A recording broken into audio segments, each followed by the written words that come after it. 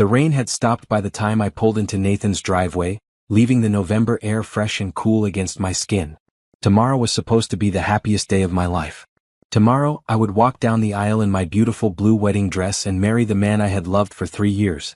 Tonight, I just wanted to see him one more time before tradition kept us apart until the ceremony. I turned off the engine and sat there for a moment, smiling to myself. My phone buzzed with another text from my best friend Yolanda, asking if I was getting cold feet. I typed back quickly, never been more sure of anything. The warm glow from Nathan's living room windows made his house look cozy and inviting. His parents' car was in the driveway too, which made sense. They had flown in from Atlanta for the wedding and were staying with him. I grabbed the folder of final wedding details from the passenger seat. We still needed to confirm a few things with the caterer, and I thought we could go over them together one last time. My heels clicked softly against the wet pavement as I walked up the stone path to his front door. I was wearing a green dress, one of Nathan's favorites, and I had spent extra time on my hair and makeup. Silly maybe, but I wanted to look good for him. As I reached for the doorbell, I heard voices inside. Loud voices. I hesitated, my finger hovering over the button. The voices were coming from the living room, and the window was cracked open slightly. I probably should have rung the bell right then, but something in the tone made me pause. It was Nathan's voice, and he sounded stressed. "I don't know how much longer I can keep this up," Nathan said. "Simone is getting suspicious. She asked me yesterday why Tiffany keeps calling my phone." My hand froze. Tiffany was his coworker.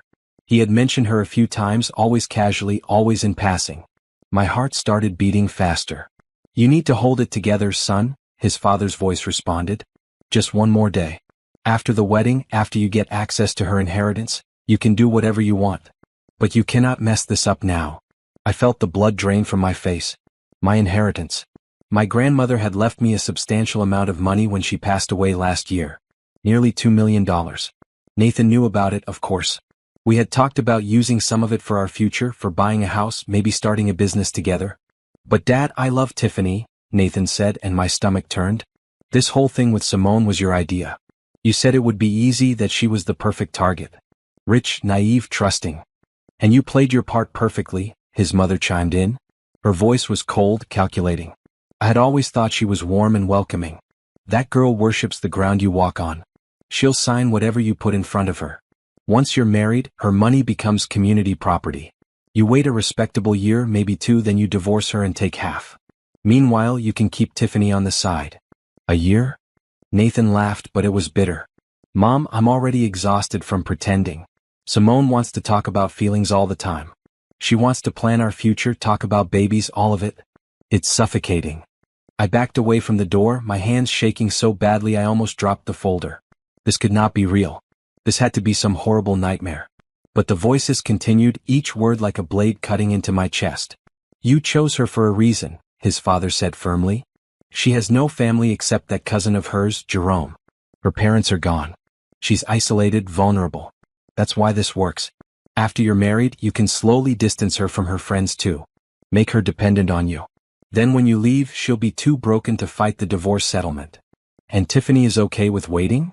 Nathan asked. "Tiffany knows the plan," his mother replied. "She's smarter than Simone. She understands this is business. Once you have the money, you and Tiffany can start your real life together. Maybe even move to another state, start fresh." I pressed my hand against my mouth to keep from making a sound. Tears were streaming down my face, but I could not let them hear me. I had to get out of there. I had to think. "What if Simone doesn't sign the postnuptial agreement you drafted?" Nathan asked. "The one that gives me access to manage her inheritance?" "She will," his father said confidently. "You'll tell her it's to protect both of you, that it's what married couples do. You'll use that puppy dog look she loves so much. She'll sign it. She signs everything you give her without reading it properly. Remember the lease for your apartment? She co-signed without even checking the terms." They all laughed. They laughed at how stupid I was. How trusting. How easy to manipulate. I stumbled backward, nearly tripping over my own feet. I had to get to my car. I had to leave before they saw me. My vision was blurry with tears, but I managed to make it back to my car without making too much noise. My hands were shaking so hard I could barely get the key in the ignition. As I drove away, I looked in the rearview mirror one last time at the house. The warm, glowing windows now looked sinister. Everything I thought I knew was a lie. Nathan did not love me. He never loved me. I was just a target, a means to an end.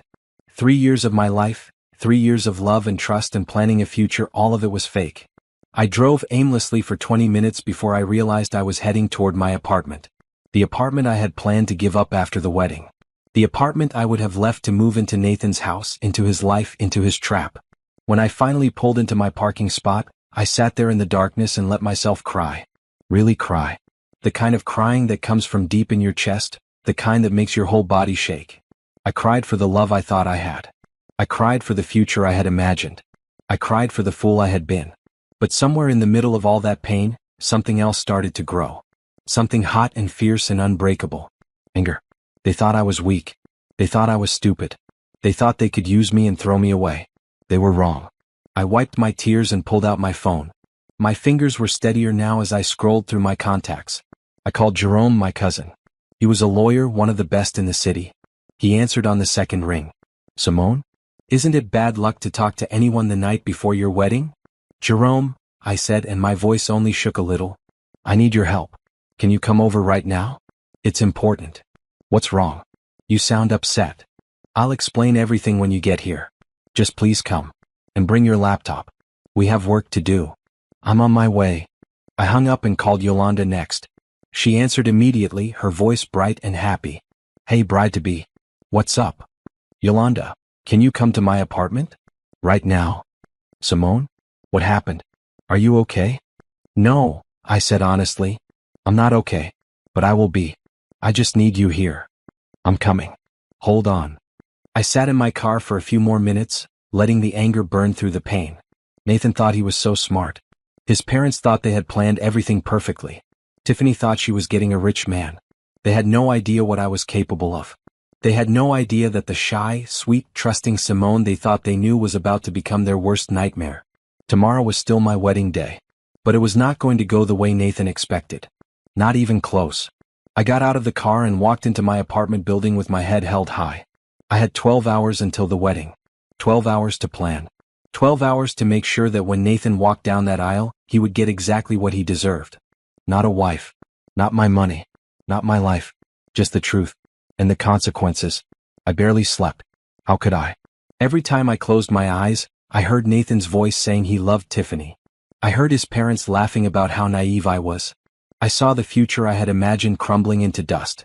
But I did not cry anymore. Crying was done. Now it was time for action. Jerome had arrived at my apartment within 30 minutes last night, his laptop bag slung over his shoulder and concern written all over his face. Yolanda had shown up right behind him, still in her pajamas with a coat thrown over them. They were the only real family I had left, and seeing them reminded me that I was not as alone as Nathan's parents thought. Okay, Jerome had said, settling onto my couch and opening his laptop. Tell me everything. I told them. Every word I had heard. Every detail of the conversation. Yolanda's face went from shock to fury, her hands clenching into fists. Jerome's expression grew darker with each sentence, his lawyer brain already working through the implications. That piece of trash, Yolanda had hissed. I never liked him. I told you something was off about him.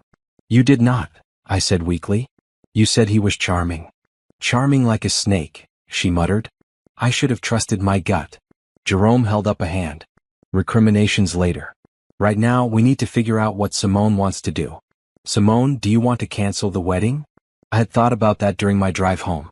The easy thing would be to call it off, to send out a mass text, to hide in my apartment and lick my wounds. But that would let Nathan off too easy. He would just move on to his next target, his next victim. His parents would help him find another woman to con. Tiffany would probably comfort him and help him plan the next scheme. No, they needed to face consequences. Real ones. I want to go through with the wedding, I said, and both Jerome and Yolanda stared at me like I had lost my mind. But not to marry him. I want to expose him. I want everyone to know what he did, what he planned to do. I want him humiliated the way he planned to humiliate me.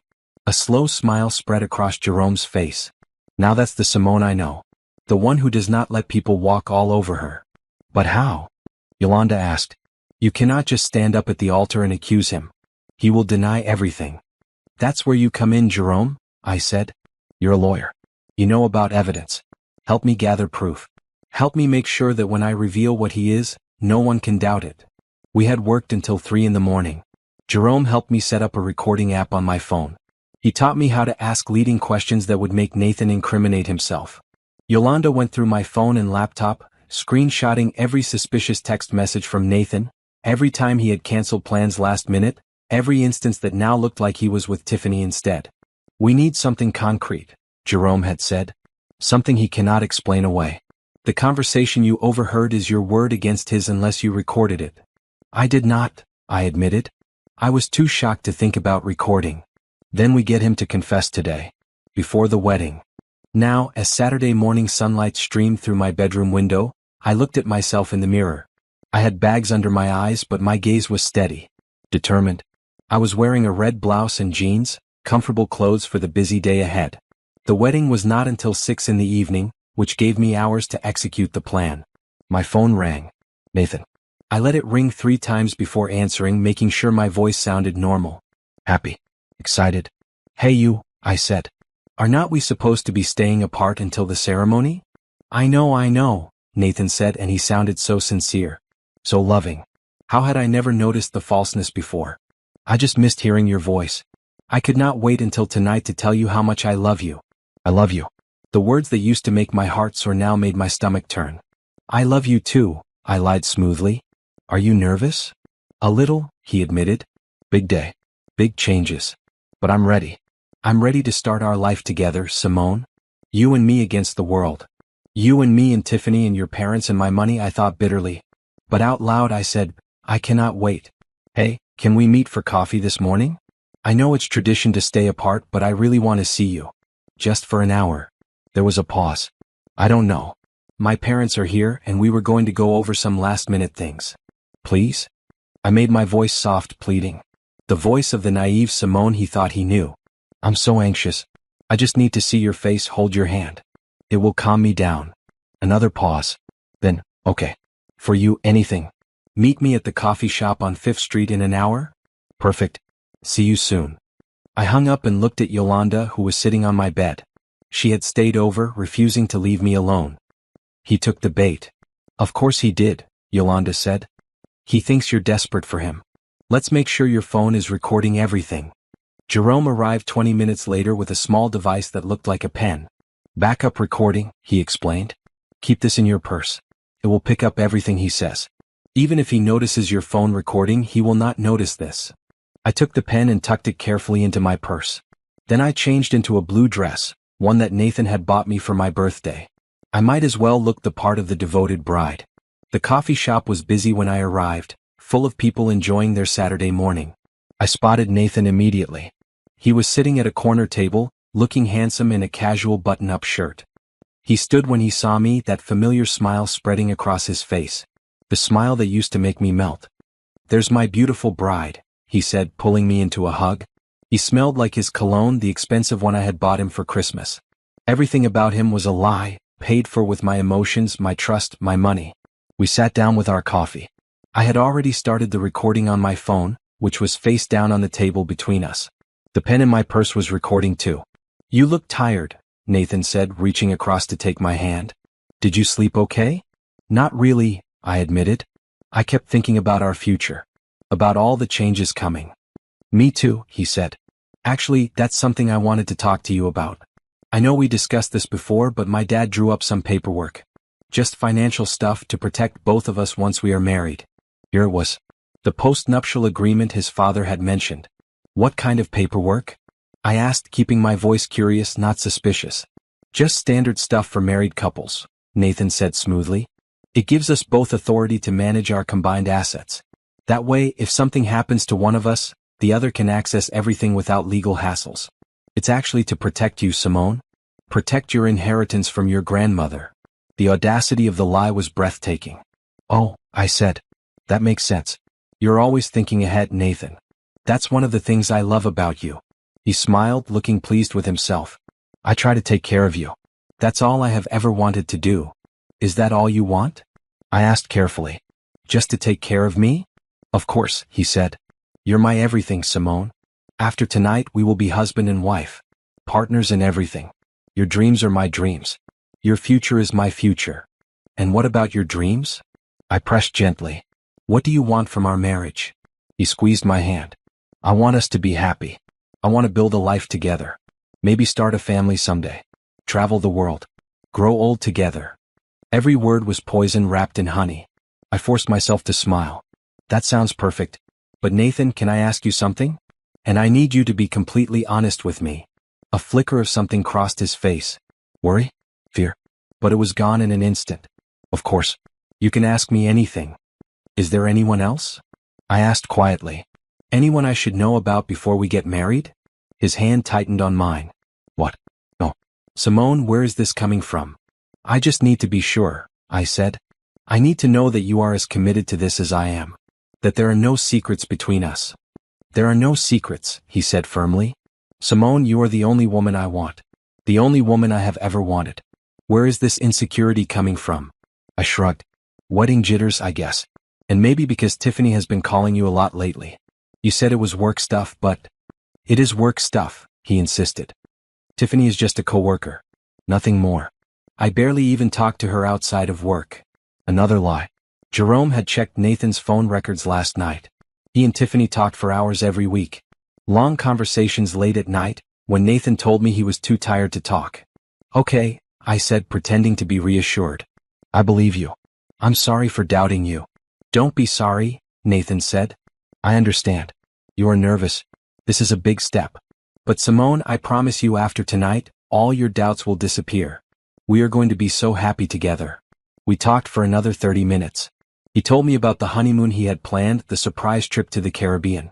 He talked about the house we would buy, the life we would build. Every word was a performance, and now I could see right through it. When we finally said goodbye, he kissed me softly. I will see you at the altar, my love. Just a few more hours. Just a few more hours, I echoed. I watched him walk away, then turned off the recording. I had what I needed. His lies captured forever. His false promises documented. I walked back to my car and called Jerome. I got it. All of it. Good, Jerome said. Now comes the hard part. Are you sure you want to do this at the wedding? We could handle this privately. I'm sure, I said. He planned to humiliate me slowly over years. I'm going to return the favor in one night. He wants a wedding? He's going to get one. Just not the one he expected. The rest of the day was a blur. Hair and makeup at the salon with Yolanda by my side. Picking up the wedding dress, the beautiful blue gown I had spent months choosing. Getting ready at the hotel near the venue, surrounded by the few friends I had invited. They all thought this was a normal wedding day. They had no idea what was coming. At 5:30, I stood in front of the mirror in my wedding dress. The blue fabric flowed around me like water, elegant and simple. My hair was swept up, my makeup perfect. I looked like a bride. A happy bride. But inside, I was a woman on a mission. You look beautiful, Yolanda whispered, tears in her eyes. Are you ready? I picked up my bouquet of red roses. I'm ready. It was time to walk down the aisle. Time to face Nathan and his lies. Time to show him what happened when you underestimated Simone Richardson. The wedding was about to begin. But not the way Nathan planned. Not at all. The wedding venue was stunning. We had chosen a historic mansion with gardens that overlooked the city. White chairs were arranged in neat rows on the lawn, decorated with red and green ribbons. A string quartet played softly as guests arrived, dressed in their finest clothes. The evening sun cast a golden glow over everything, making it look like a scene from a fairy tale. Nathan's fairy tale was about to become a nightmare. I watched from the bridal suite window as guests filed in. There were about 100 people, most of them from Nathan's side. I had kept my guest list small, just a few close friends and some distant relatives. My parents were gone, my grandmother was gone, and I had no siblings. Nathan's parents had commented on this often during our engagement, always with a sympathetic tone. Now I understood why. They thought my isolation made me easier to manipulate. They were wrong. Simone, honey, you need to eat something, one of my bridesmaids, Brielle, said. She held out a plate of fruit and cheese. You have not touched any food all day. I took a strawberry to appease her, though my stomach was in knots. Not from nerves about marrying Nathan. From anticipation of what I was about to do. My phone buzzed. A text from Jerome. Everything is ready. The AV system is set up. Just give me the signal. I typed back, thank you. Stand by. Jerome was not just my lawyer and cousin. He was my co-conspirator. Last night, after recording my conversation with Nathan this morning, we had put together a presentation. A slideshow of evidence. Screenshots of text messages between Nathan and Tiffany. Photos of them together that I had found on social media, carefully cropped to hide their relationship from public view. Phone records showing hundreds of calls between them. And the audio recording from this morning, where Nathan lied directly to my face about Tiffany being just a co-worker. Jerome had contacted the venue this afternoon, claiming he needed to test the sound system for a surprise video tribute to the bride and groom. The staff had been happy to help, giving him full access to the AV equipment. Now all I had to do was give the signal, and the truth would be broadcast on the large screen set up around the venue. There was a knock at the door. Simone? It's me. I recognized the voice immediately. Nathan's mother, Patricia. The woman who had called me naive and easy to manipulate. The woman who had helped plan my financial destruction. Come in, I called, keeping my voice sweet. Patricia entered, looking elegant in a maroon dress. She smiled at me warmly, but now I could see the calculation behind her eyes. Oh, Simone, you look absolutely beautiful. My son is so lucky. Thank you, I said. I'm the lucky one, really? Nathan is such an amazing man. You raised him so well. Her smile widened. We did our best. You know, Richard and I are so happy Nathan found you. You are exactly what he needs. A rich target, you mean, I thought. But I smiled back. That's so sweet of you to say. Patricia moved closer, lowering her voice conspiratorially. I wanted to talk to you about something. Nathan mentioned you might have some concerns about the financial paperwork Richard prepared, so they were worried I might not sign. Good. Oh, no concerns, I said easily. I trust Nathan completely. If he thinks it's important, I'm happy to sign whatever you need. Relief flashed across Patricia's face. Wonderful. We can take care of that during the reception. It's really just a formality, but it will make everything so much easier down the road. Down the road when you are divorcing me and stealing my money, I added silently. Of course, I said. I want everything to be perfect for our future together. Patricia patted my hand. You are such a sweet girl, Simone. Nathan is very lucky indeed. She left and I let out a breath I had not realized I was holding. Yolanda appeared from the bathroom, where she had been hiding during Patricia's visit. I cannot believe her, Yolanda hissed. Standing there, smiling at you, planning to rob you blind. She won't get the chance, I said grimly. None of them will. There was another knock. This time it was the wedding coordinator. Miss Richardson? It's time. Are you ready? I looked at myself one more time in the mirror. The woman looking back at me was not the naive, trusting Simone that Nathan thought he knew. She was stronger, smarter, angrier. I'm ready, I said. The bridesmaids lined up, Brielle and 2 other friends from college. Yolanda was my maid of honor, and she squeezed my hand as we took our positions. You can still back out, she whispered. We can leave right now. Get in your car and drive away. I'm not running, I whispered back. This ends today. My way. The music changed. The wedding march began. The guests stood, turning to watch the procession. I saw Nathan at the altar, looking handsome in his black tuxedo. His best man stood beside him, along with 2 groomsmen. Nathan's face lit up when he saw me, that perfect loving expression that had fooled me for so long. I walked down the aisle slowly, holding my bouquet of red roses. Every step brought me closer to the moment of truth. Every step was measured, calm, controlled. I smiled at guests as I passed, playing the role of the happy bride perfectly. When I reached the altar, Nathan took my hand. His palm was slightly sweaty. Was he nervous? Excited about finally getting access to my money? Or did he somehow sense that something was wrong? The officiant began the ceremony. Dearly beloved, we are gathered here today to witness the union of Nathan Christopher Morrison and Simone Elise Richardson. I barely heard the words. I was watching Nathan's face, memorizing this moment. The last moment he would look at me with that fake love in his eyes. Marriage is a sacred bond, the officiant continued, built on trust, honesty, and mutual respect. Trust, honesty, respect. 3 things Nathan had never given me. If anyone has any reason why these 2 should not be wed, speak now or forever hold your peace. This was it. The traditional moment for objections. But I was not going to object to my own wedding. That would be too simple. Too easy for Nathan to explain away. The officiant waited the customary moment, then smiled. Very well. Nathan, Simone, you have chosen to write your own vows. Nathan, would you like to begin? Nathan nodded, turning to face me fully. He pulled a folded piece of paper from his pocket, but he did not look at it. He had memorized his vows. Of course he had. He was a professional con artist. Simone, he began, his voice warm and tender. 3 years ago, I met you at that coffee shop and I knew my life was about to change. You walked in with your smile, your laugh, your incredible spirit, and I was lost. From that first conversation, I knew I wanted to spend every day making you happy. Some of the guests sighed. I heard someone sniffle. They were buying every word. You are my best friend, my partner, my soulmate, Nathan continued. I promise to love you through good times and bad. I promise to support your dreams and be there for you always. I promise to be faithful, honest, and true. You are my world, Simone. Today, tomorrow, and forever. Faithful, honest, true. The lies rolled off his tongue so easily. When he finished, the guests applauded softly. The officiant turned to me. Simone, your vows? I had prepared 2 sets of vows. One that I was supposed to say. One that I was actually going to say. I took a breath and began. Nathan, when I met you 3 years ago, I thought I had found my forever. I thought I had found a man who loved me for who I was, not for what I had. I thought I had found honesty and integrity and real love. Nathan smiled, squeezing my hands. He thought this was going well. But I have learned something important. I continued, my voice growing stronger. I have learned that not everything is what it seems. That sometimes the people we trust the most are the ones who betray us the deepest.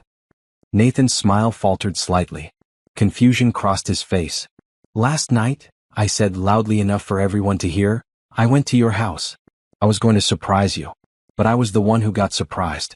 Because I overheard a very interesting conversation between you and your parents. The color drained from Nathan's face.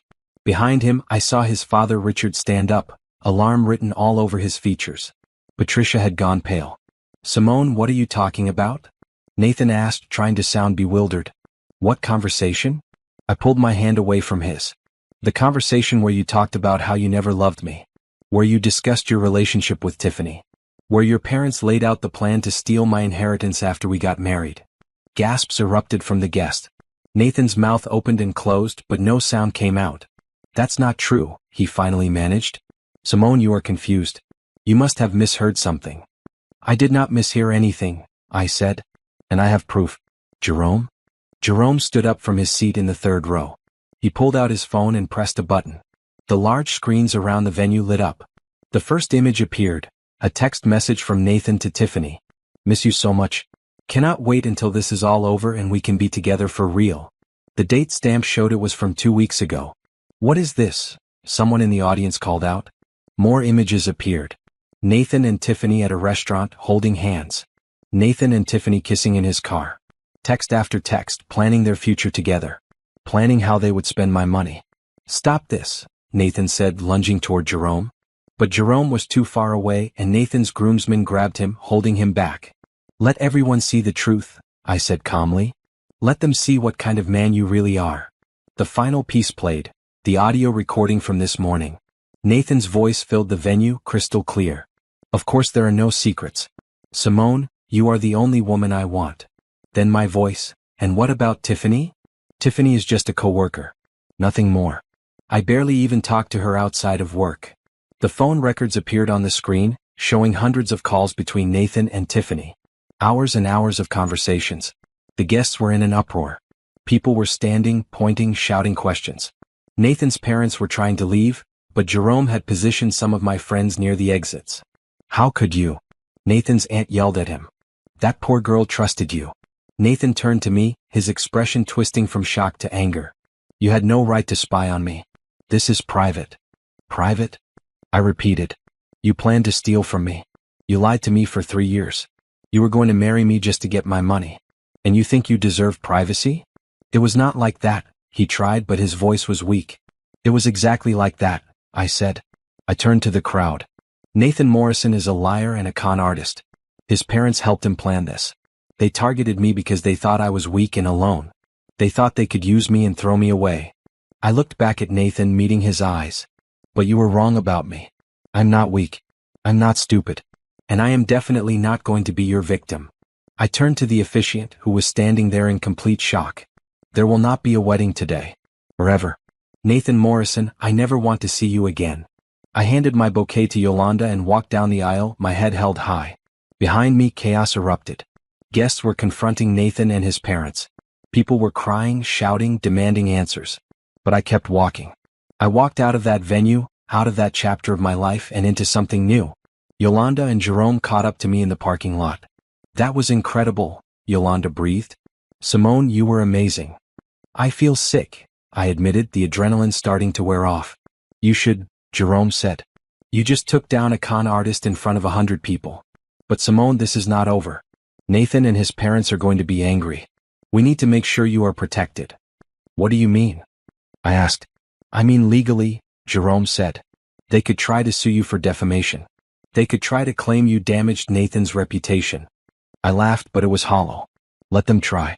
I have evidence of everything. I know, Jerome said. But we still need to be careful. Let me handle the legal side. You focus on taking care of yourself.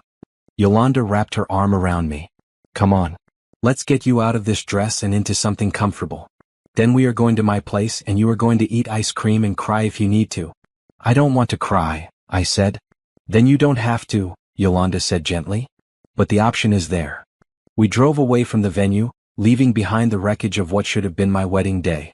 I looked back one time and saw Nathan standing in the doorway watching me leave. Even from this distance, I could see the fury on his face. Good. Let him be angry. Let him know what it felt like to have your world destroyed. I faced forward and did not look back again. The hotel room was quiet after the chaos of the venue. Yolanda helped me out of my wedding dress, carefully hanging it in the closet. I stood there in my slip, staring at the blue gown that I had loved so much just days ago. Now it felt like a costume from someone else's life. Do you want to keep it? Yolanda asked gently. No, I said. Donate it. Maybe someone else can have a real wedding in it. A wedding based on love, not lies. I changed into jeans and a green sweater, comfortable clothes that felt like armor. My phone was buzzing constantly. Text messages from guests, calls from people I barely knew, voicemails from reporters who had somehow already heard about the scandal. Jerome arrived with takeout food and his laptop. Okay, he said, setting up at the hotel room desk. We need to go through everything that happened and prepare for the fallout. What kind of fallout? I asked, though I already knew the answer. Nathan and his parents are going to try to spin this, Jerome said. They're going to claim you are lying, that you manipulated the evidence, that you are crazy or vindictive. We need to get ahead of their narrative. How? I asked. By controlling the story ourselves, Jerome said. I have already contacted a few journalists I trust. They want to interview you, hear your side. If you are willing. I thought about it.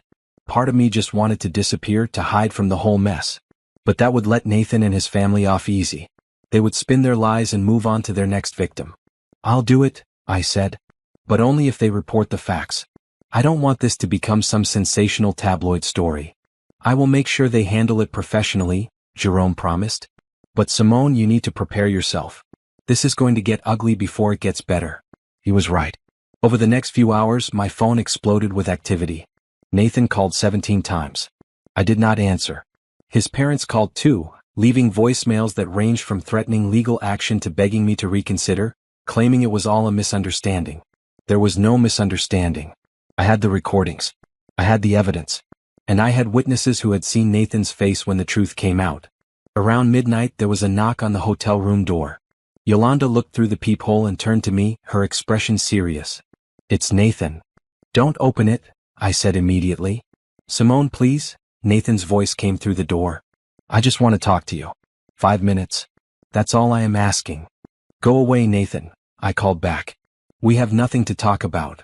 I can explain everything, he said. The things you heard, you took them out of context. My parents were just worried about protecting both of us financially. It wasn't what it sounded like. I have your text messages to Tiffany, I said. I have recordings of you lying to my face. There is no context that makes any of that okay. Simone, I love you, Nathan said, and his voice cracked. Was he actually crying? Or was this just another performance? I made mistakes, okay? I admit that. But we can work through this. Don't throw away 3 years over a misunderstanding. A misunderstanding? I repeated, anger flaring hot in my chest. I walked to the door, though I did not open it. You planned to steal from me. You never loved me. You were using me. That's not true, Nathan insisted. Yes, I was involved with Tiffany, but that was a mistake. A stupid mistake. You are the one I really love. You are the one I want to marry. You want to marry my money? I said coldly. You want access to my inheritance. That's all you ever wanted. How can you say that? Nathan asked. After everything we have been through together? All the time we have spent building our relationship? Building your con, you mean? I said. Every date, every kiss, every I love you, was part of the plan. Well, congratulations, Nathan. You're a really good actor. You almost had me fooled. Simone, please, he said, and now he definitely sounded like he was crying. Open the door. Let me see you. Let me explain. Jerome, I said, turning to my cousin. Call hotel security. Get him out of here. Jerome was already on the phone. Within minutes, security arrived and escorted Nathan from the hallway. He went without much fight, but I could hear him protesting the whole way. She's my fiancée. I have a right to talk to her. You have no rights where I am concerned, I muttered. Yolanda sat down beside me on the bed. Are you okay? No, I said honestly. But I will be. The rest of the night passed in a blur. I did not sleep much. Every time I closed my eyes, I saw Nathan's face, heard his lies, remembered the pain of discovering the truth. But mixed with the pain was something else. Relief. Relief that I had found out before the wedding. Relief that I had not signed his father's documents. Relief that I had gotten out. Sunday morning dawned gray and rainy. Appropriate weather for how I felt. Jerome had arranged for me to meet with a journalist named Lauren Brooks, a respected reporter who specialized in financial crimes and fraud. She arrived at the hotel at 10, professional and kind. Miss Richardson, she said, shaking my hand. Thank you for agreeing to talk to me. I know this must be incredibly difficult. Call me Simone, I said. And yes, it is difficult. But it is also necessary. We sat down in the hotel's small conference room. Lauren set up a recorder and took out her notebook. I want you to know that I am going to treat your story with the respect it deserves. This is not about sensationalism. This is about exposing fraud and protecting other potential victims. Other victims? I repeated. Lauren nodded. After your story started circulating last night, I did some digging. Nathan Morrison has been engaged twice before. Both engagements ended abruptly, and both women had significant financial resources. I have not been able to confirm anything yet, but the pattern is suspicious. I felt sick. He has done this before? Possibly, Lauren said carefully. I am still investigating. But if he has, your willingness to speak out might encourage them to come forward too. I thought about those women, whoever they were. Had they discovered Nathan's lies too? Or had they broken off the engagements for other reasons, never knowing how close they came to being conned? Tell me everything, Lauren said gently. Start from the beginning. I told her the whole story. How I met Nathan at a coffee shop 3 years ago. How he had been charming and attentive, everything I had ever wanted in a partner. How he had slowly integrated himself into my life, meeting my friends, learning about my family history, finding out about my inheritance. Did he know about the money from the beginning? Lauren asked. I don't think so, I said. My grandmother died about a year into our relationship. That's when I inherited. But I did not tell Nathan about it right away. I wanted to see if he would stay with me regardless of money. And he did. Yes, I admitted. Or so I thought.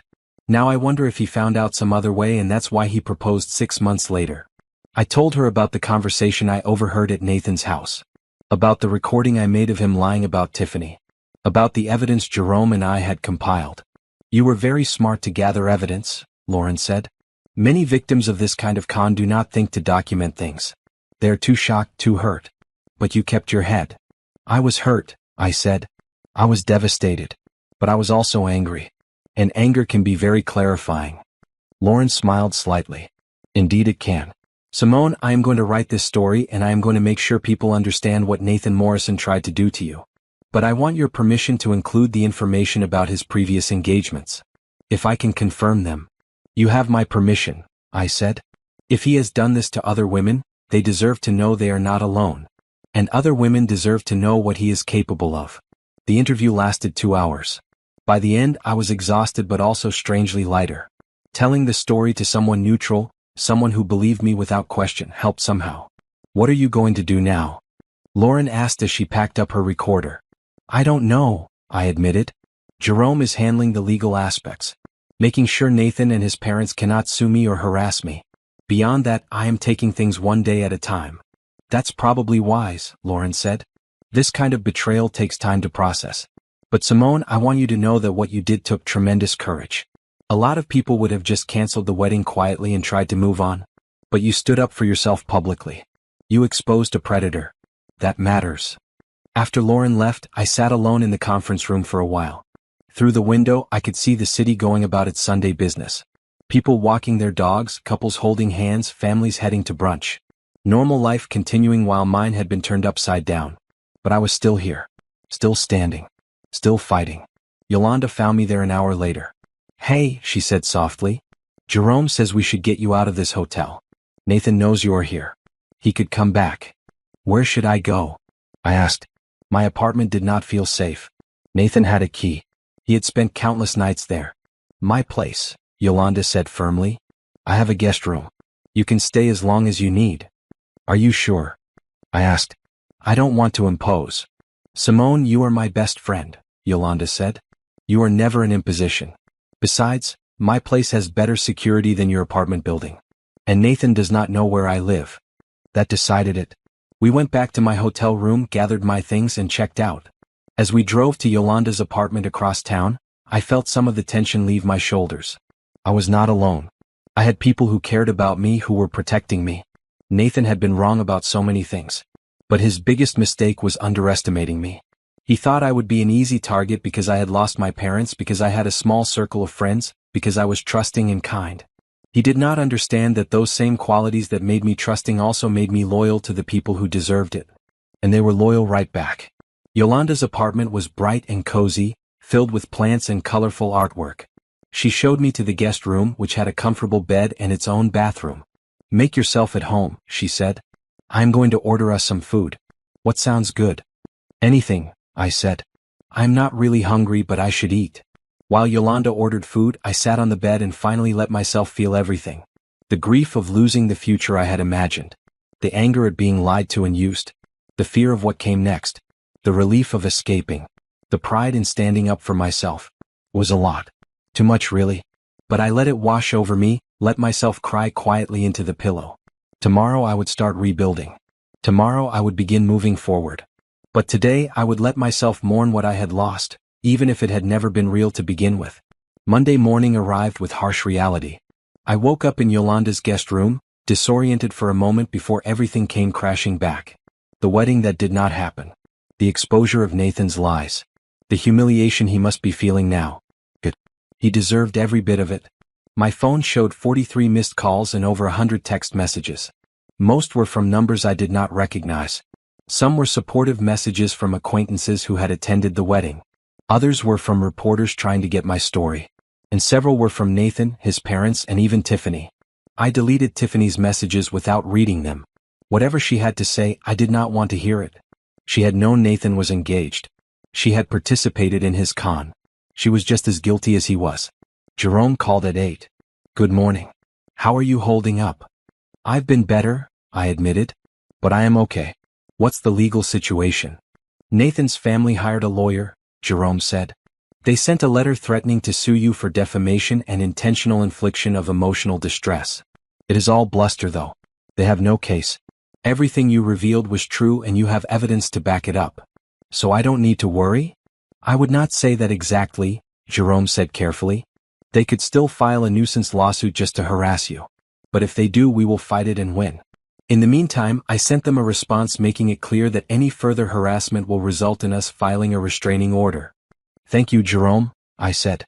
"I don't know what I would do without you." "You would manage," Jerome said. "You are stronger than you think, Simone. But you don't have to manage alone. That's what family is for." After hanging up with Jerome, I made myself shower and get dressed. Yolanda had already left for work but had left a note on the kitchen counter. "Food in the fridge. Make yourself at home. Call if you need anything. Love you." I stood in her bright kitchen, drinking coffee and trying to figure out what to do with myself. I was supposed to be on my honeymoon right now. Nathan and I should have been on a plane to the Caribbean, starting our married life together. Instead, I was hiding out in my best friend's apartment, trying to piece my life back together. My phone rang. An unknown number. I almost did not answer, but something made me pick up. "Hello. Is this Simone Richardson?" A woman's voice, unfamiliar. "Who is this?" I asked warily. "My name is Christine Wallace. I saw the news about your wedding. About Nathan Morrison." My heart started pounding. "Okay. And I was engaged to him too. 5 years ago." I sat down heavily on Yolanda's couch. "What?" He told me he loved me, Christine continued, her voice shaking slightly. We dated for 2 years. He proposed. We planned a wedding. And then, 3 weeks before we were supposed to get married, he broke it off out of nowhere. Said he was not ready for commitment. Did he try to get money from you? I asked. There was a pause. How did you know? Because that's what he tried to do to me, I said. That's what the whole relationship was about. Christine let out a bitter laugh. I inherited a trust fund from my uncle. Nathan knew about it. He was very interested in how trusts work, how the money could be accessed. I thought he was just being financially responsible. Now I realize he was planning something. Why did he break off your engagement? I asked. I don't know for sure, Christine admitted. But looking back, I think my uncle's lawyer got suspicious. He started asking questions about Nathan, doing background checks. I think Nathan got scared and bailed before his con could be exposed. I am so sorry, I said. That must have been terrible. It was, Christine said. But not as terrible as marrying him would have been. Simone, when I saw what happened at your wedding, how you exposed him, I wanted to cheer. You did what I wish I had been brave enough to do. You did not know what he was, I said. I only found out by accident. But you did something about it, Christine said. You did not let him get away with it. You warned other women. That takes courage. We talked for another 20 minutes. Christine told me about her relationship with Nathan, and the similarities were eerie. The same charm, the same techniques, the same slow integration into her life and finances. He had a pattern, a system. Have you talked to the journalist, Lauren Brooks? I asked. I have an interview scheduled with her tomorrow, Christine said. I want to go on record. I want people to know that you are not the only one. There might be others, I said. Lauren mentioned Nathan was engaged before you too. Then we need to find them, Christine said firmly. We need to make sure he cannot do this again. After hanging up with Christine, I felt a strange sense of purpose. This was bigger than just my broken engagement.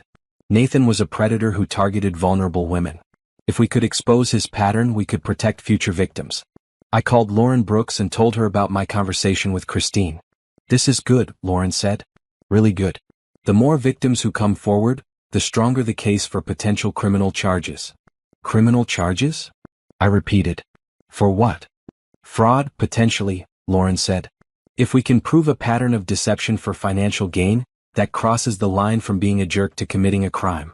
I have a contact at the district attorney's office. Let me see what I can find out. The rest of Monday passed in a blur of phone calls and research. Christine was not the only one. Lauren tracked down another woman, Denise, who had dated Nathan 4 years ago. She had not been engaged to him, but he had borrowed $15,000 from her for a business investment that never materialized. When she asked for the money back, he ghosted her. I reported it to the police, Denise told me over the phone. But they said it was a civil matter, not criminal. I eventually sued him in small claims court and won, but I never got my money back. He just ignored the judgment. How many women has he done this to? I wondered aloud. Too many, Denise said darkly. But at least now people will know what he is. Tuesday morning, Lauren's article came out. It was on the front page of the local news website, with a follow-up promised in the print edition. The headline read, Local man exposed as serial con artist after bride uncovers scheme at wedding. The article was thorough and fair. Lauren had interviewed me, Christine, and Denise.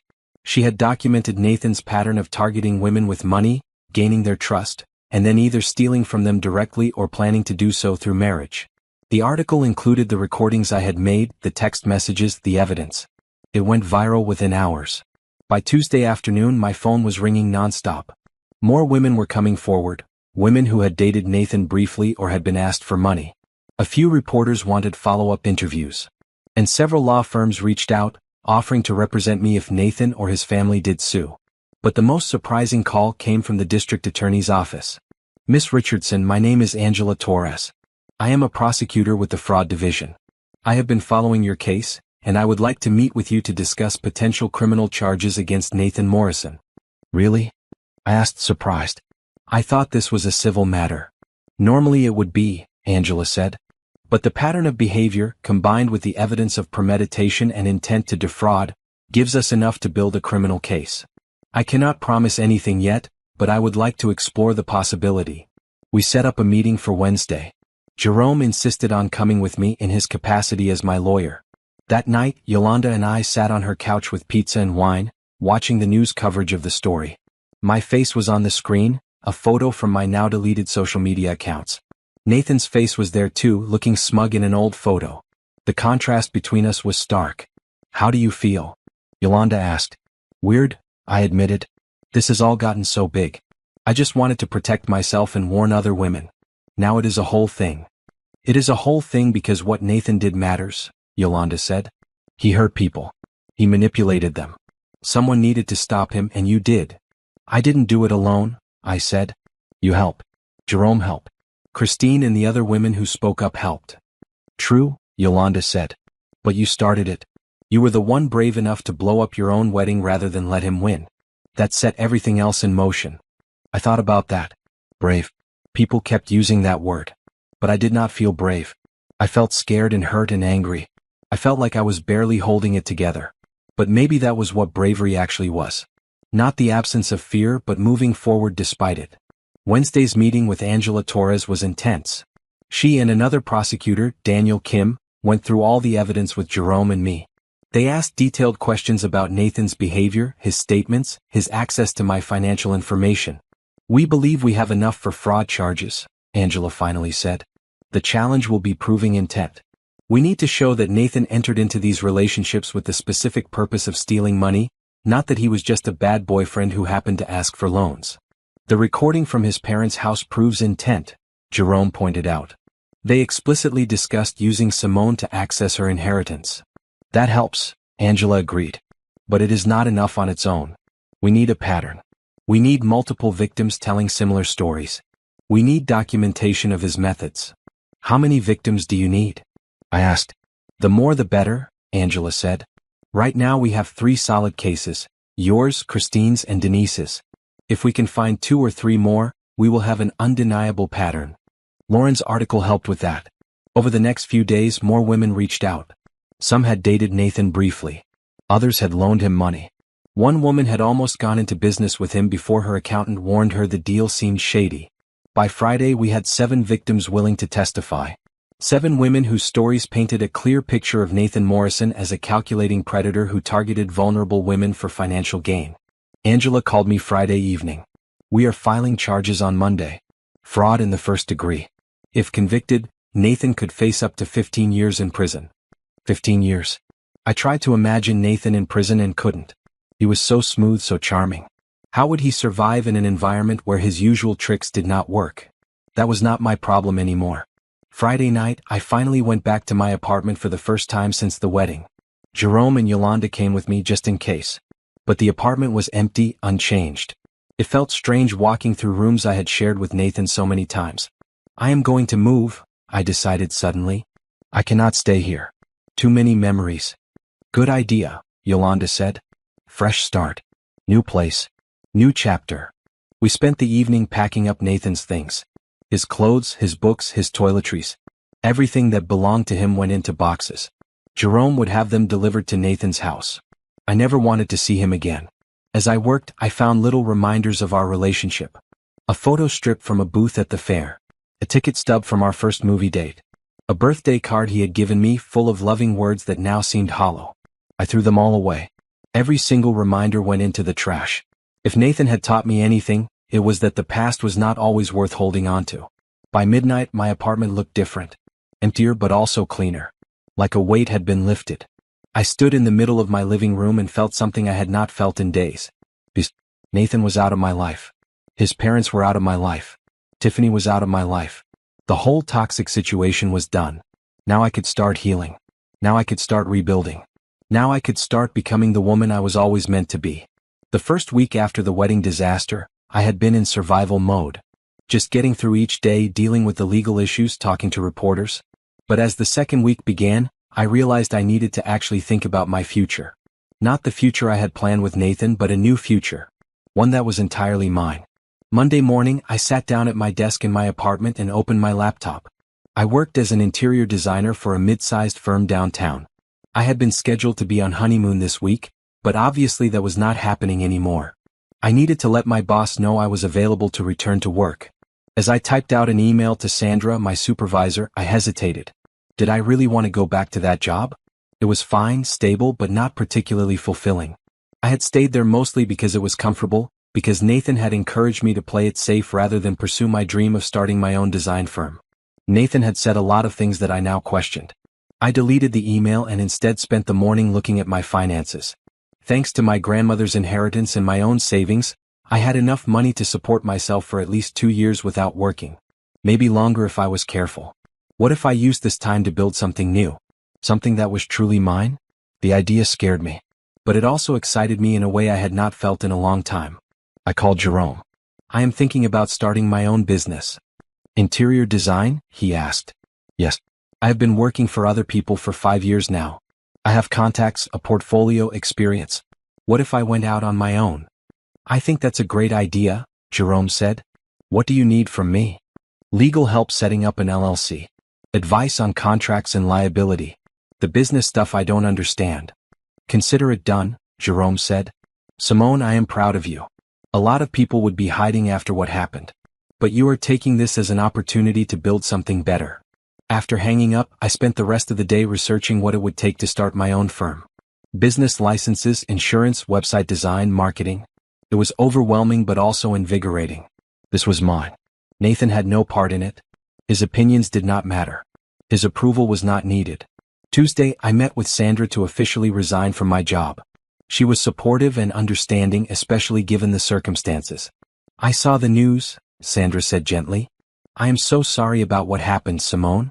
But I think starting your own firm is exactly what you need. You are talented enough to make it work. Thank you, I said. That means a lot. If you ever need a reference or want to talk business strategy, call me, Sandra offered. And when you are ready to take on clients, send some my way. We get requests all the time that we cannot handle. I would rather send them to you than to our competitors. The kindness from people like Sandra reminded me that not everyone was like Nathan. Good people existed. People who supported others without expecting anything in return. Wednesday, I met with Angela Torres again. The charges against Nathan had been filed, and his arraignment was scheduled for the following week. How are you doing with all of this? Angela asked after we finished discussing the case. Better, I said honestly. Some days are harder than others. But I am moving forward. That's all you can do, Angela said. Simone, I want to prepare you for what comes next. Nathan is going to have a lawyer, and that lawyer is going to try to make you look bad. They will argue that you are a scorned woman seeking revenge, that you manipulated evidence, that you are not a reliable witness. But I have recordings, I said. I have proof. I know, Angela said. And that's why we will win. But it won't be easy. The trial, if it goes to trial, could take months. You will have to testify. You will have to relive everything in front of a courtroom full of strangers. I took a deep breath. I can do it. If it means Nathan faces consequences for what he did, I can do it. Good, Angela said. Because you might be the difference between him going to prison or walking free. Thursday, I went apartment hunting with Yolanda. My lease was not up for another 6 months, but I wanted to start looking. I needed a fresh start, a place with no memories of Nathan. We looked at 3 apartments. The first was too small. The second was in a sketchy neighborhood. The third was perfect. It was a loft in a renovated warehouse, with huge windows that let in tons of natural light. The walls were exposed brick, and there was enough space for a home office where I could meet with clients. This is it, I said, standing in the middle of the empty loft. This is where I start over. It's perfect, Yolanda agreed. And the security here is amazing. Nathan would never get past the front desk. That sealed it. I put in an application that afternoon. Friday, Lauren's follow-up article came out. This one focused on the other women Nathan had scammed. Christine, Denise, and 3 others told their stories. The article painted a devastating picture of a man who had spent years perfecting his con. My phone rang within an hour of the article going live. It was a number I did not recognize, but I answered anyway. Simone? This is Patricia Morrison. I almost hung up. Nathan's mother. The woman who had helped plan my destruction. I have nothing to say to you, I said coldly. Please just listen, Patricia said, her voice strained. I know you have no reason to believe me, but I am sorry. What we did to you was wrong. Yes, it was, I said. You planned to steal from me. You helped your son con me. Sorry does not fix that. I know, Patricia said. I know I cannot fix this. But Simone, I need you to understand. Nathan is my son. I was trying to help him. He was in debt, he had made bad investments, and I thought if he married someone with money, he could get back on his feet. So you decided to ruin my life to save his? I asked incredulously. It sounds terrible when you say it like that, Patricia admitted. But at the time I told myself it was not really hurting you. That you would still have plenty of money left. That Nathan would make you happy in other ways. He was sleeping with another woman, I said. He was planning to divorce me. How exactly was that going to make me happy? Patricia was quiet for a moment. I did not know about Tiffany. I swear, Simone. I knew Nathan was not in love with you the way he should be, but I did not know he was cheating. When I found out after your wedding, I was horrified. Why are you telling me this? I asked. Because I am ashamed, Patricia said, her voice breaking. Because my son is facing criminal charges and it is my fault as much as his. Because you deserve better than what we did to you. I am calling to say I am sorry even though I know it does not matter. Even though I know you will never forgive me. I sat there holding the phone, not sure what to say. Part of me wanted to yell at her, to tell her exactly what I thought of her and her horrible parenting. But another part of me just felt tired. Tired of being angry. Tired of the whole situation. Patricia, I finally said. I appreciate the apology. But you are right. It does not fix anything. You and your family hurt me deeply. You tried to destroy my life for money. I hope you can live with that because I have to. I hung up before she could respond. That night, I sat alone in my apartment, surrounded by moving boxes. I had started packing, preparing for the move to my new loft. As I wrapped up dishes and folded clothes, I thought about everything that had happened over the past 2 weeks. I had lost my fiancé, but he had never been real anyway. I had lost the future I planned, but that future was built on lies. What I had gained was much more valuable. Self-respect, strength, independence. The knowledge that I could survive the worst betrayal and come out the other side. My phone buzzed with a text from Yolanda. Dinner tomorrow? You pick the place. I smiled and typed back, how about that new Italian restaurant downtown? I hear they have great wine. Perfect. 7 p.m.? See you then.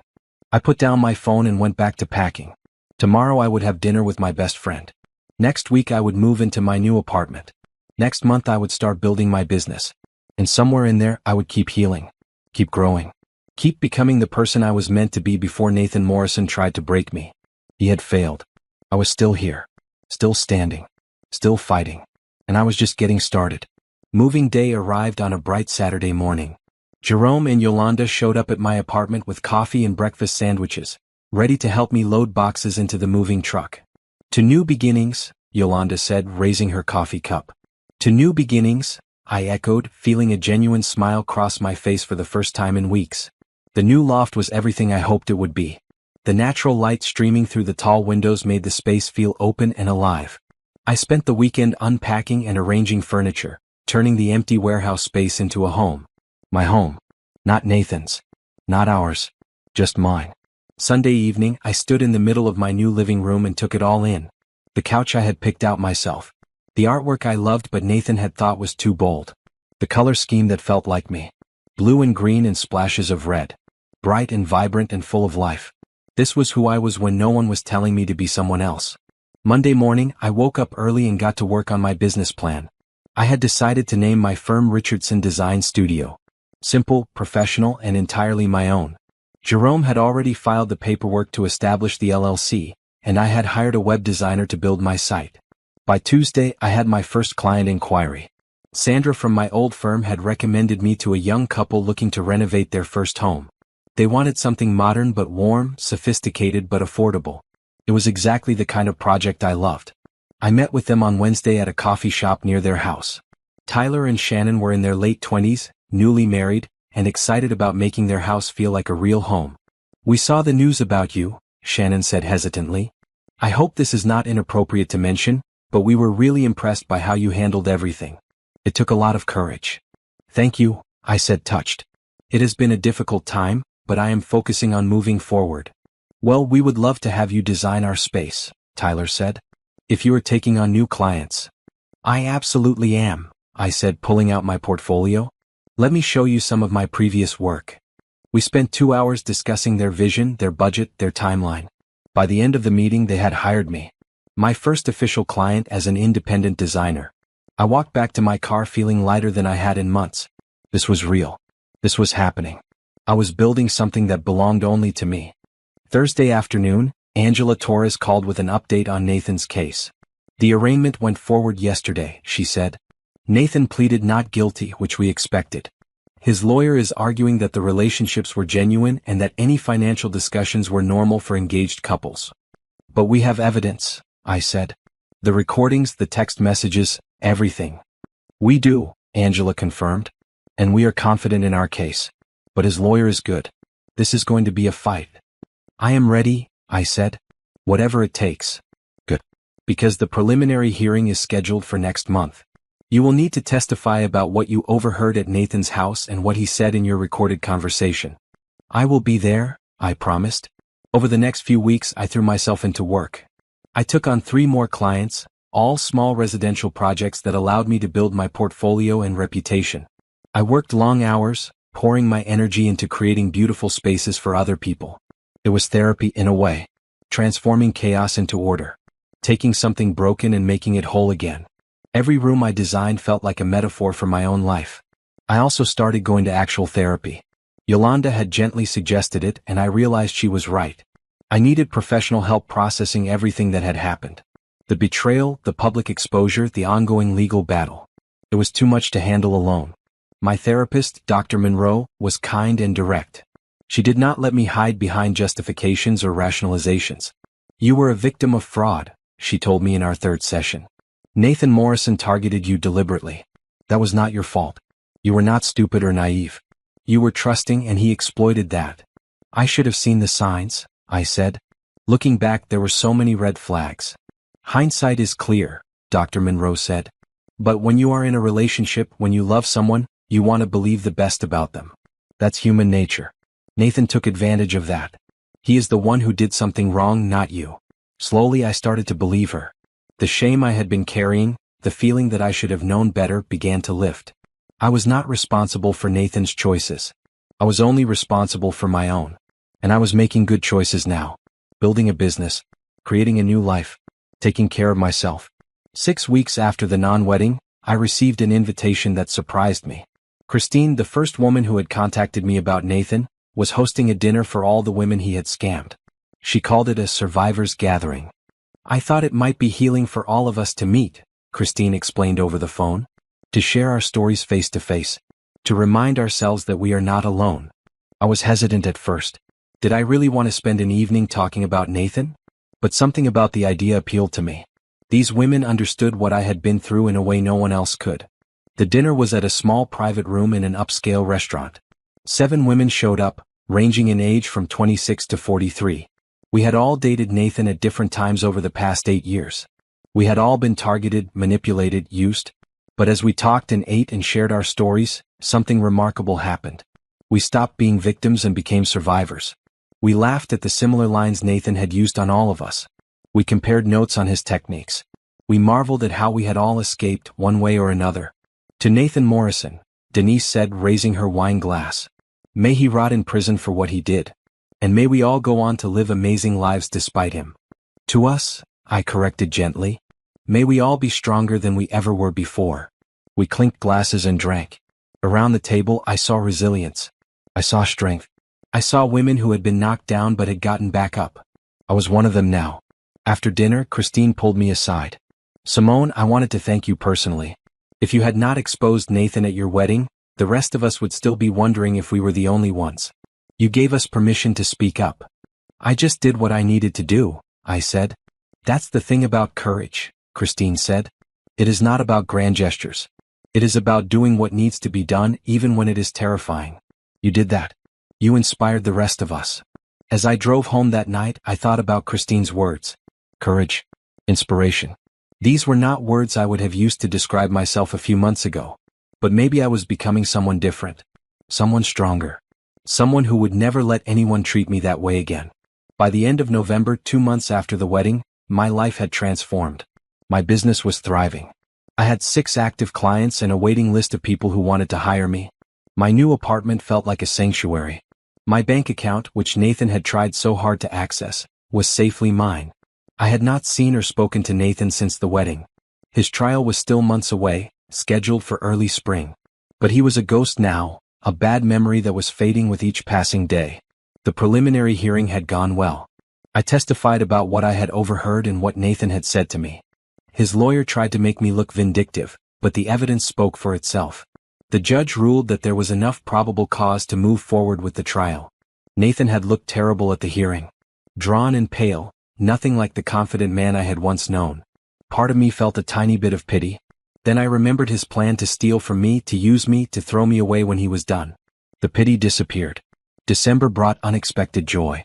Richardson Design Studio was featured in a local design blog after one of my clients posted before and after photos of their living room on social media. The photos went viral, and suddenly my phone was ringing with new client inquiries. "You are booked solid for the next 4 months, Yolanda said, looking at my calendar. "Simone, you did it. You actually built a successful business." "We are not there yet," I said, trying to stay grounded. "But we are heading in the right direction." "Give yourself credit," Yolanda said. 3 months ago you were supposed to be married to a con artist. Now you are running your own successful firm. That's incredible." She was right. It was incredible. And it was all mine. That evening I sat in my loft with a cup of tea, looking out at the city lights. My life was not perfect. I still had moments of sadness, flashes of anger about what Nathan had done. I still struggled with trust issues and wondered if I would ever be able to date again. But I was happy. Genuinely, authentically happy in a way I had never been with Nathan. Because this happiness was not based on someone else's approval or love. It was based on my own accomplishments, my own choices, my own life. Nathan had tried to destroy me. Instead, he had freed me. And for that, in a twisted way, I was almost grateful. The new year arrived with possibilities. January brought cold weather and a fresh sense of determination. Richardson Design Studio was officially 6 months old, though it felt like I had been running it forever. The scared, heartbroken woman who had walked away from her wedding was barely recognizable now.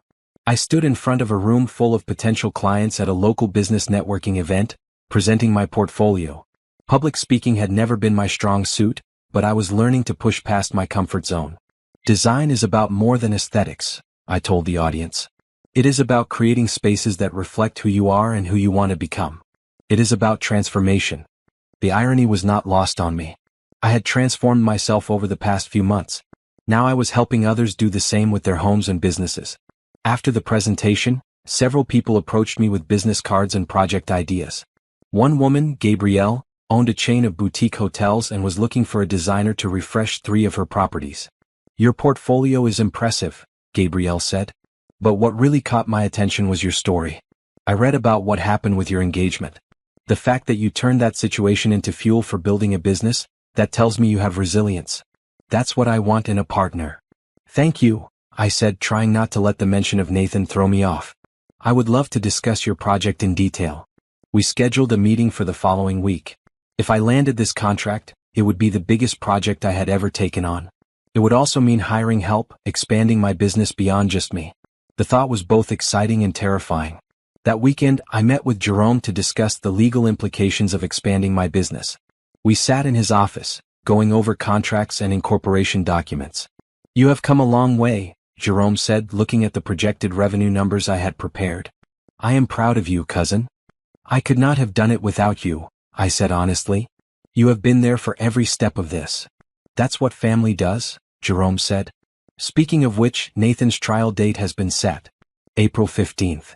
My stomach clenched. "That's only 3 months away. Are you ready?" Jerome asked gently. "I don't know," I admitted. Part of me just wants it to be over. But another part dreads having to see him again, having to relive everything. "You will do great," Jerome said. "You are stronger than you think." I wished I felt as confident as he sounded. The meeting with Gabrielle went better than I could have hoped. She loved my design concepts for her hotels and wanted to move forward immediately. The contract was substantial, enough to keep me busy for the next year and bring in significant revenue. "I will need to hire an assistant," I told Yolanda over dinner that night. "Maybe a junior designer too. This is too much work for one person." "That's amazing," Yolanda said. "You are building an actual company, not just a freelance gig." "It is scary," I admitted. "What if I mess it up? What if I am not good enough to manage other people?" "Simone, stop," Yolanda said firmly. "You have proven yourself over and over. You escaped a con artist, exposed him publicly, started a business from scratch and made it successful. If you can do all that, you can definitely manage a couple of employees." She was right, of course. But self-doubt was still a constant companion. Dr. Monroe and I talked about it often in therapy. You are experiencing imposter syndrome, Dr. Monroe explained. After being made to feel small and incompetent by Nathan, you struggle to own your achievements. But Simone, you earned this success. Every bit of it. February brought new challenges and new growth. I hired Kayla, a recent design school graduate, as my assistant. She was enthusiastic and talented, reminding me of myself a few years ago. I also brought on Marcus. Wait, I cannot use that name.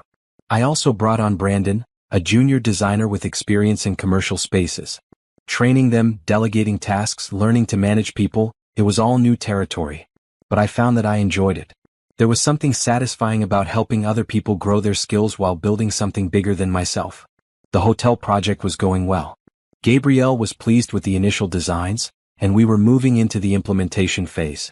I was spending long days on site, working with contractors and suppliers, making sure every detail was perfect. One afternoon, as I was reviewing fabric samples in one of the hotel rooms, my phone rang. Unknown number. I almost did not answer, but something made me pick up. Is this Simone Richardson? Yes, who is this? My name is Tiffany Chen. Wait, I cannot use Chen. My name is Tiffany Brooks. I froze. Tiffany. Nathan's mistress. The woman he had been planning to run away with after stealing my money. I have nothing to say to you, I said coldly. Please, just give me 1 minute, Tiffany said quickly. I know you hate me. You have every right to. But I need you to know that I did not know the full extent of what Nathan was doing. You knew he was engaged to me, I said. You knew he was cheating. That is enough. You are right, Tiffany said, her voice shaking. I knew he was engaged. He told me the engagement was a mistake, that he did not love you, that he was going to break it off. I believed him because I wanted to believe him. I was in love with him. And that makes it okay? I asked. No, Tiffany said. Nothing makes it okay. But Simone, I did not know about the money. I did not know he was planning to con you. When I found out after your wedding, I was horrified. I ended things with him immediately. I did not know what to say. Part of me wanted to hang up. But another part was curious. Why are you calling me? I asked. Because I am going to testify at his trial, Tiffany said.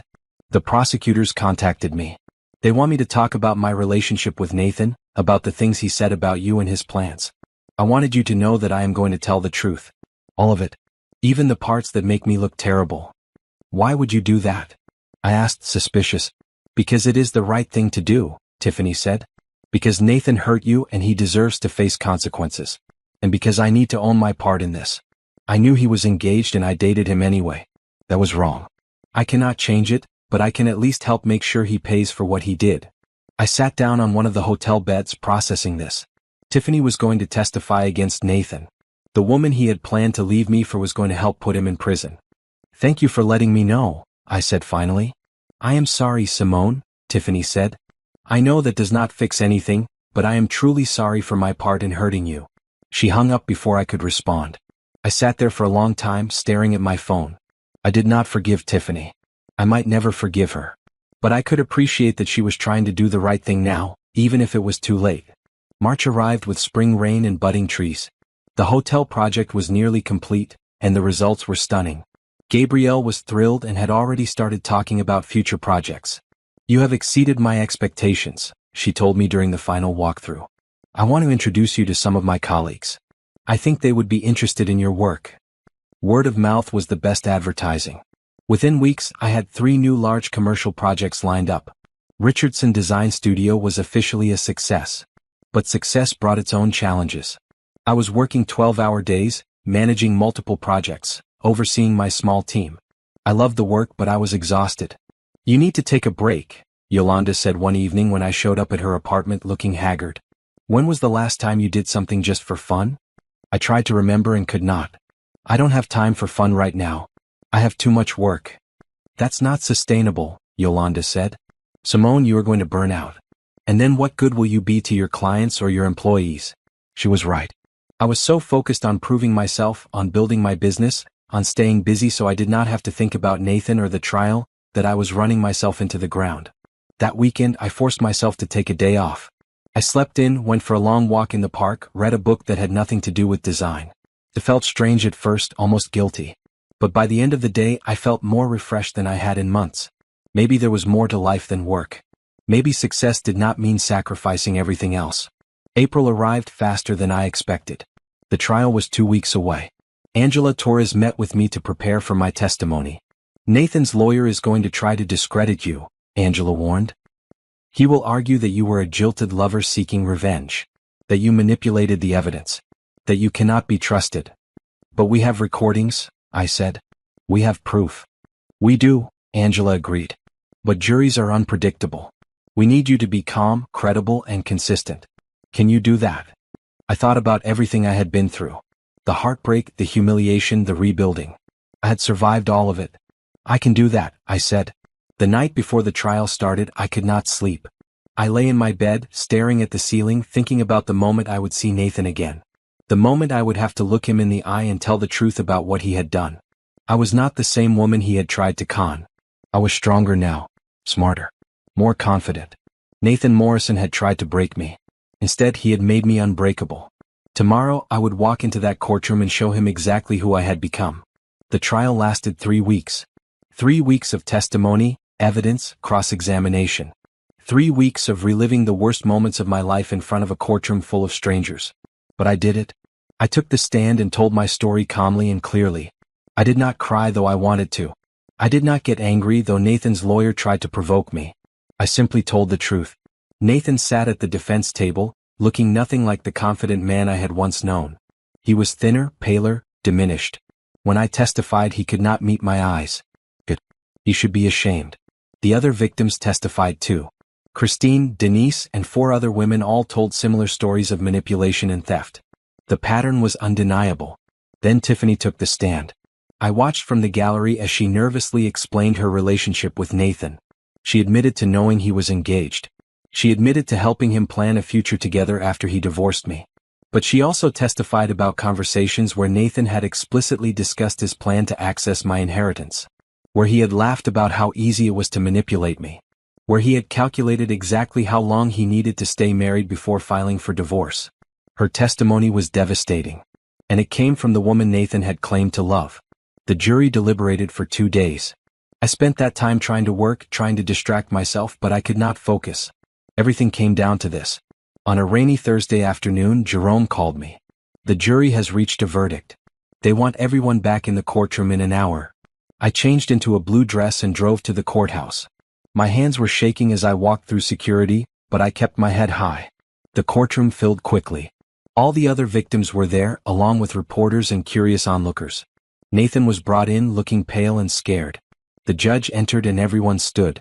Then the jury filed in, their faces serious and unreadable. Has the jury reached a verdict? The judge asked.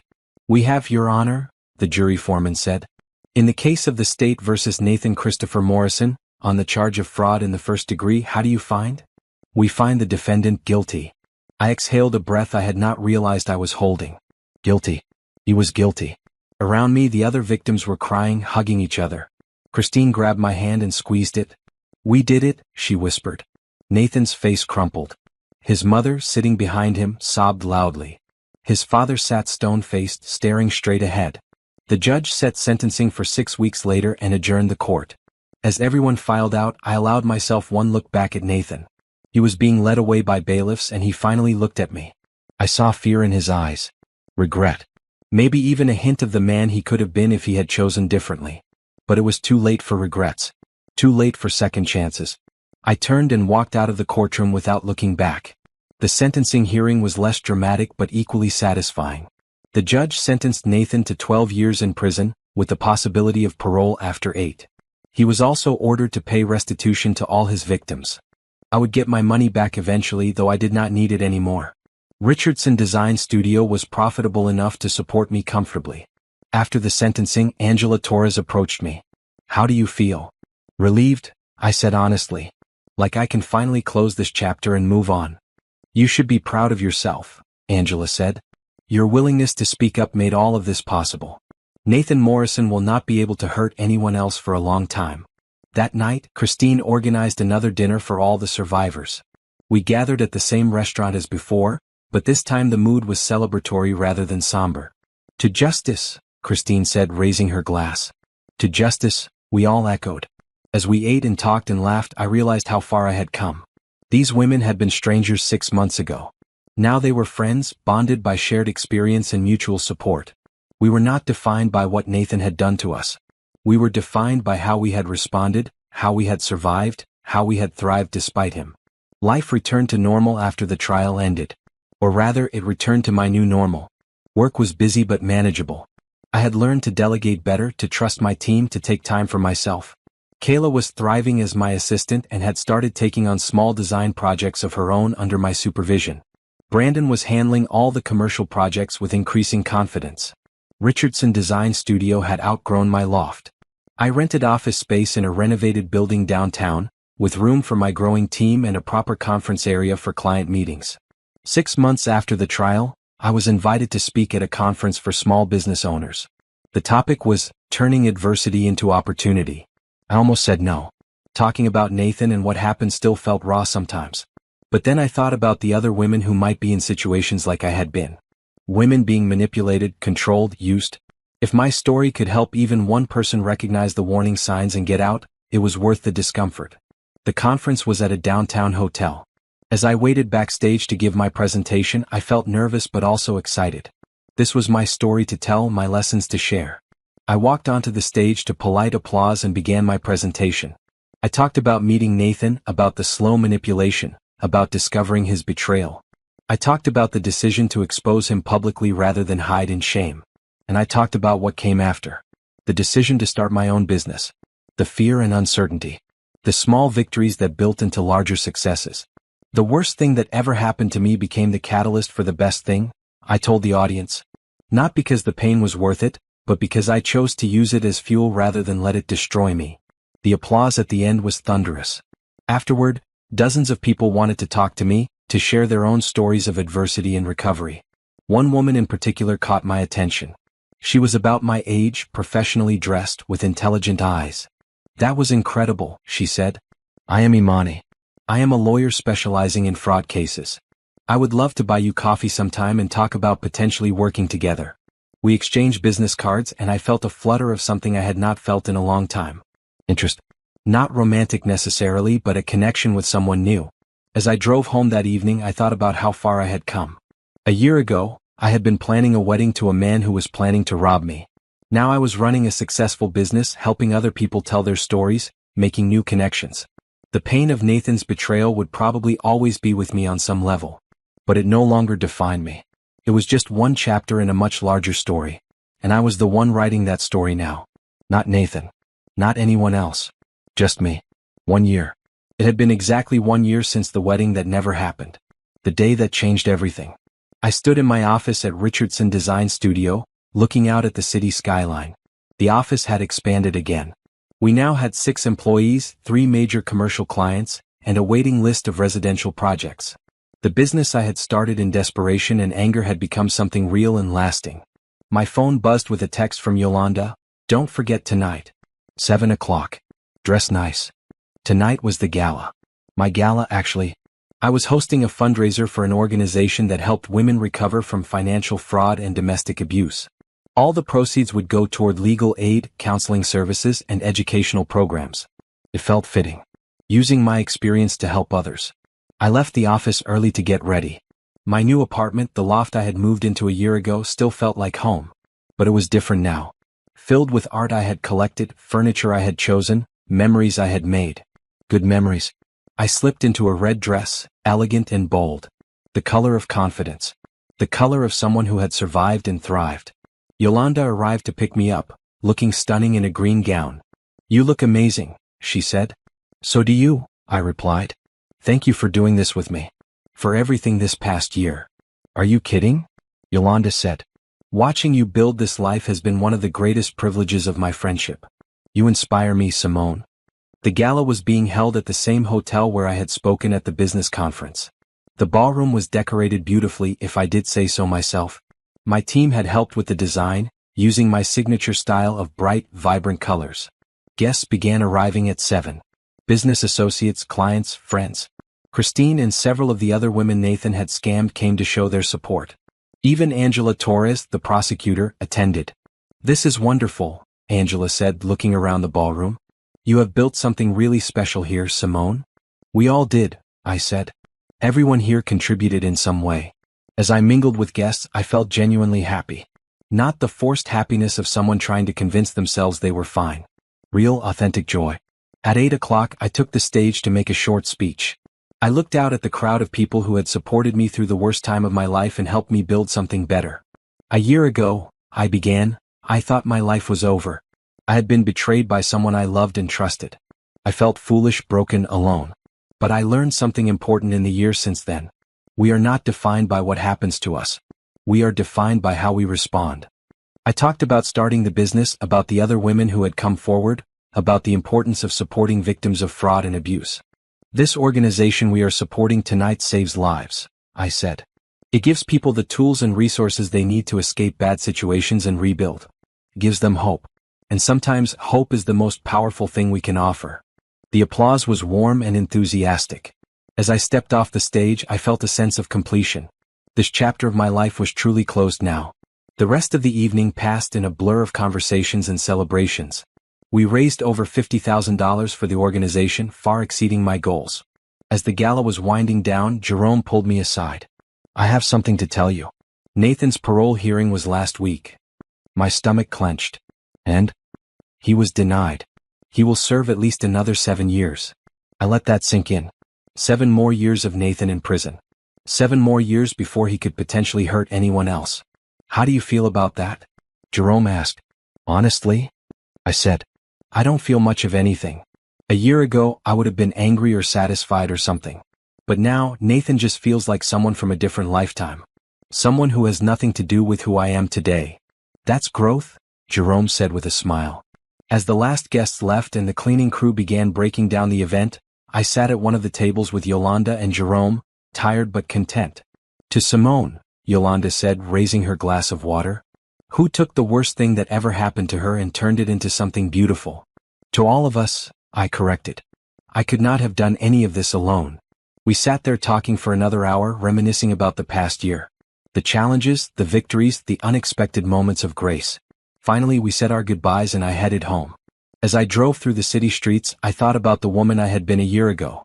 Heartbroken, humiliated, scared. She seemed like a stranger now. I had become someone new.